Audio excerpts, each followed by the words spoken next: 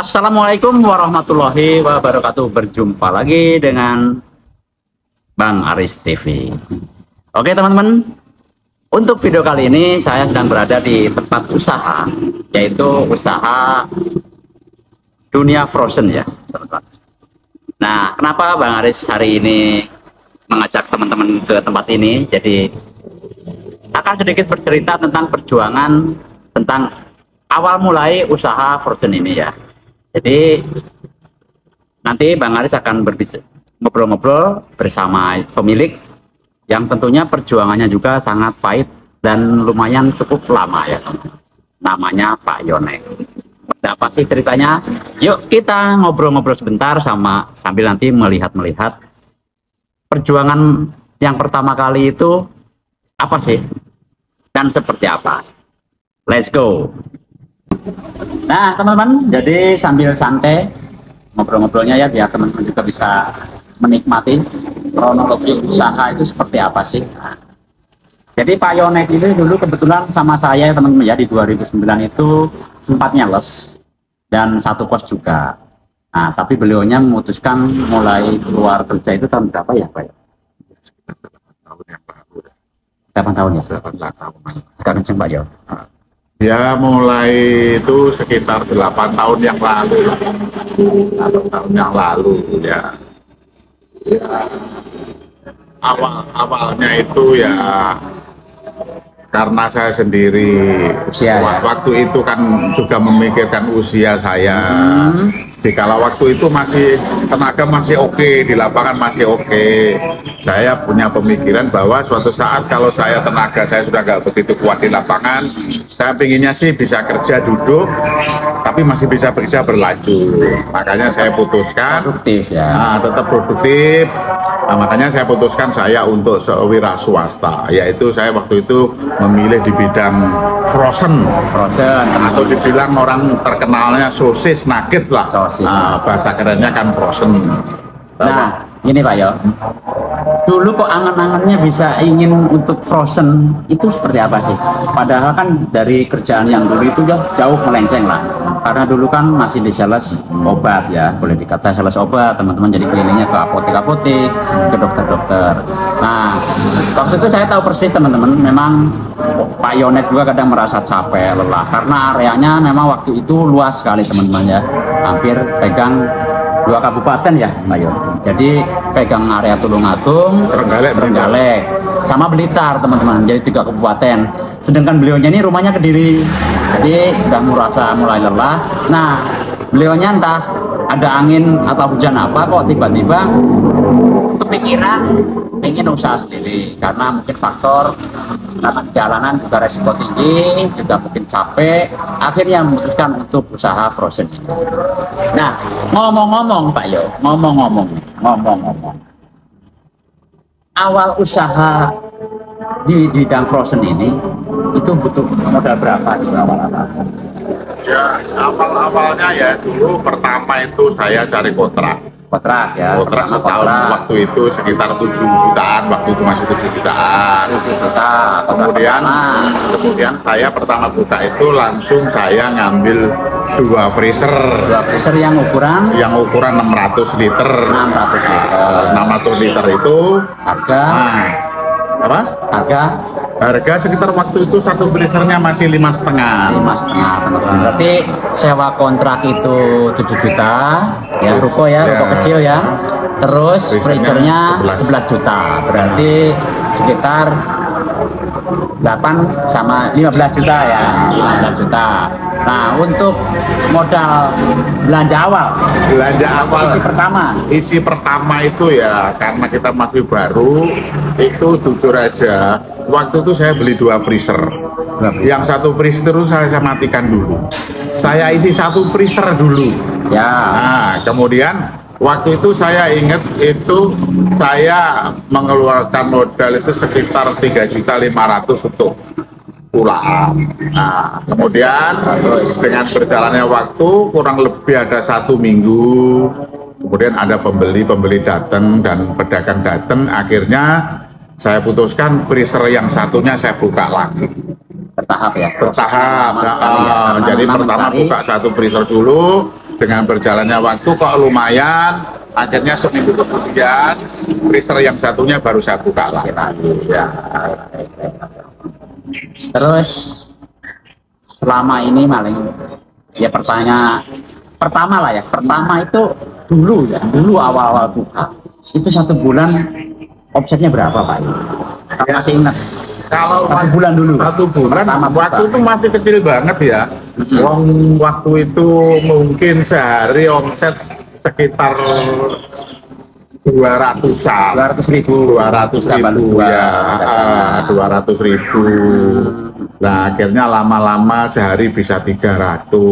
Okay. Akhirnya terus sampai waktu itu bisa 700.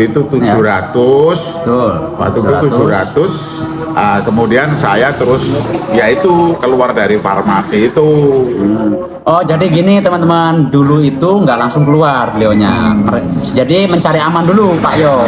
Jadi kerjanya tetap jalan.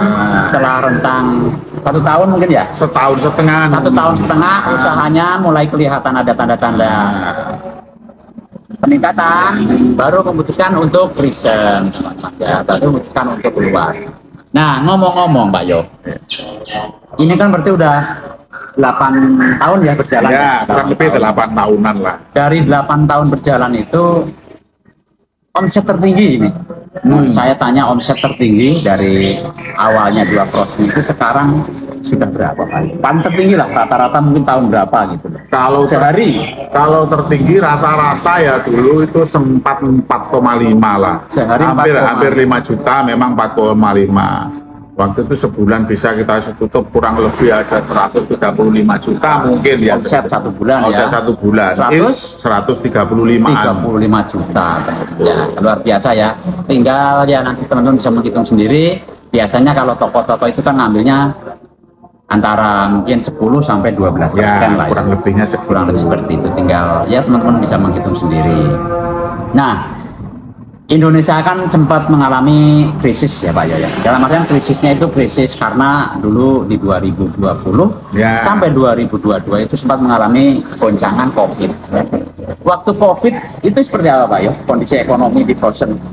Justru di COVID itu Malah puncak. ekonominya untuk dunia frozen justru menguntungkan di COVID itu. Karena waktu itu kan banyak orang yang nggak keluar dari rumah kan pada pembatasan itu. Justru mereka cari frozen itu belinya malah banyak-banyak untuk stok di rumah. Itu juga dunia frozen justru perkembangnya malah ada COVID itu. Ya. Malah puncaknya di COVID teman-teman ya. Beda dengan yang kemarin ketika Bang Aris mereview yang kandang ayam ya teman-teman ya, usaha peternak telur, mereka hancur di COVID. Ternyata kalau di frozen itu beda lagi teman-teman. Di frozen ternyata banyak orang yang WFH itu ya, kerja di rumah, terus akhirnya nggak boleh keluar, ternyata banyak stok frozen untuk makan sehari-hari di rumah. Seperti itu teman-teman ya. Nah, berarti selama ini kalau suka dukanya apa sih Pak? Ya, frozen ini. Suka dukanya ya mungkin hampir sama ya dengan semua ya. Ya kita ikut pasar, ya toh. Pasar ya. Ya kalau pas pasar bagus ya kita omset bagus. Kalau pas pasar turun ya turun ya. Cuman suka dukanya frozen. Nah, jadi kan kita nggak melihat hanya istilahnya omset sekian, karena dunia frozen itu nggak bisa lepas dari yang namanya listrik. Betul. Karena ini listrik nggak bisa mati 24 jam on. Nah, ini yang memang harus benar-benar diperhitungkan juga. Kalau mungkin kita hanya jualan sambal, kita pajang nggak masalah. Kalau ini namanya nugget, sosis harus di freezer. Nah, freezernya membutuhkan biaya operasi listriknya. Itu memang dunianya di situ yang harus cukup tinggi lah ya untuk biaya listriknya. Nah, ini kita cerita hasil ya Pak Yo. Hasil dalam jangka 8 tahun itu kan udah kelihatan nih hasilnya dari sekian omset tadi yang disampaikan. Dulu kan kontrak. Ya. Nah sekarang ini kan sudah bangunan sendiri nih. Itu ceritanya seperti apa Pak Yo? Tanahnya dibeli harga berapa? Bangunannya harga berapa ini? Untuk bangunan yang saat ini? Ya awalnya kan kita di waktu itu ya kita kan berpikirnya kan Ya semua mungkin tahu ya, kalau kita kontrak itu biasanya kalau sudah rame kontrakannya mesti dinaikkan. Itu kan jelas. Itu ya pasti ya. Oh ya, itu hukum pasar ya. Hukum pasar. Tapi dalam hal ini kalau seperti itu, kalau usahanya masih jalan, ya nggak apa-apa. Mungkin masalah naik kita masih bisa ikuti. Tetapi yang saya dulu waktu itu saya benar-benar pikirkan itu dikala yang saya tempati itu misalnya nggak diperpanjang kontraknya. Betul. Nah, itu jadi persoalan baru buat saya. Karena kalau nggak diperpanjang, otomatis kan kita harus cari tempat lagi. Nah, dari sisi itu kita kan juga cari tempat nggak segampang kita bayangkan. Satu, karena prosesnya membutuhkan listrik, ya. Kan nggak semua ruko listriknya mesti besar, kita harus ngubah listrik juga. Dari situlah kita ada pemikiran bahwa kita mau nggak mau harus punya sendiri. Dalam hal itu ya alhamdulillah ya kok saya bisa ngambil tanah nggak jauh dari usaha saya yang lama. Jadi teman-teman ya, dari lokasi yang dulu sewa kontrak cuma pindah sedikit ke timur itu sekitar ya 200 meter. 200 meter. Dulunya itu selatan jalan, sekarang utara jalan, gitu aja.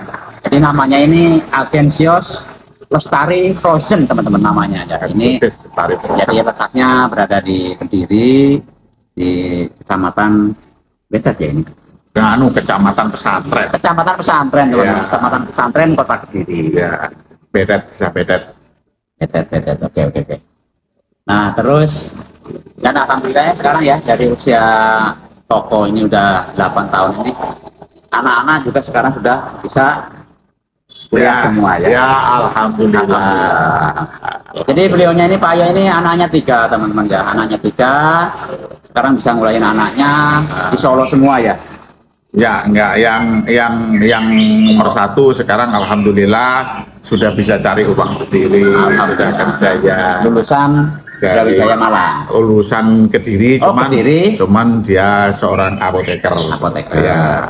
Lah yang nomor 2 ini lagi di Poltekkes Solo. Ini mau semester 3. Nah teman-teman ya, jadi semoga ini juga bisa menjadi inspirasi teman-teman bahwa ya yang namanya usaha pasti Bang Ari juga sering bolak-balik ngomong bahwa berat perjuangannya.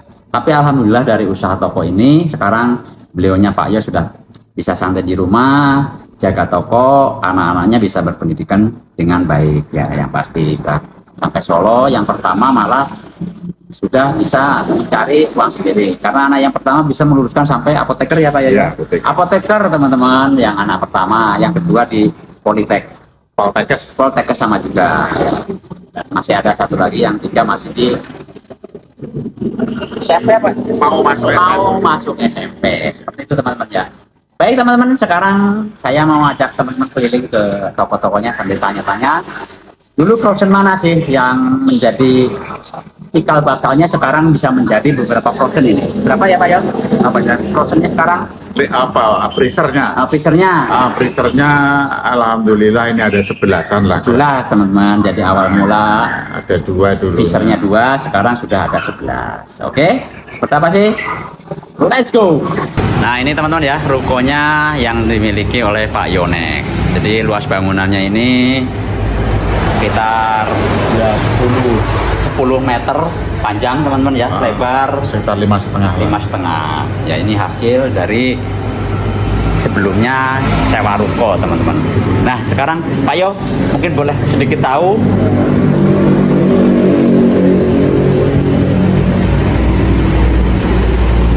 nah ini feature yang awal ya, perjuangan ya, legend ya ini. Legend 2 ini ya, ini 2 ini legend. 8 tahun yang lalu ya. 8 tahun yang lalu ini. Jadi selain apa ini? Frozen. Ya, ini untuk jual-jualan. Nah, jadi ditambahin ini ya. Kebutuhan rumah tangga lainnya ya. Ada kecap, saus, sambel ya. Kecap kayak gitu-gitu. Minyak juga ada. Gitu. Terus Terus ini yang tambahan baru-baru ya. Semuanya bertahap ya Pak ya? Semua bertahap ini ya belinya ya? Bertahap semua tuh. Bertahap ya. Ini sekarang yang ini ada Semua by proses. yang ini dulu, yang ini berapa liter ya yang ini? Ini 700. 700. 600, ini 700. Yang awal 600, ini tambah yang 700. Itu 3 ya? 4. Ya, ini 600. Oh, yang 700-nya 3 buah. Ini tambah lagi yang 600. Barang-barangnya ya kayak gini. Nah, ini kalau yang ini Khusus untuk premium. Khusus premium, untuk teman-teman ya. barang-barang konsumsi rumah tangga ini. Yang Kalau yang pertama tadi untuk ya bisa rumah tangga, untuk jualan. Oh, kalau yang ini yang premium teman-teman, yang biasa dibeli sama orang rumah tangga. Tapi kalau yang Fisher sebelumnya itu biasanya yang penjual-penjual lagi. Nah, baik penjual sosis, penjual roti juga. Tambahan ini kalau ngelak. Nah, ini pertambahan ini untuk yang haus-haus. Ada lagi tambahannya teman-teman, jadi banyak akhirnya tuh. Jadi seperti toko. Oke. Merek-merek seafood dulu. Ini biasanya larinya yang paling banyak untuk umum sama sebelah. Ini umum sama sebelah. Golongan seafood. Oke, seafood. Nah, ini teman-teman ya, tambahan-tambahannya.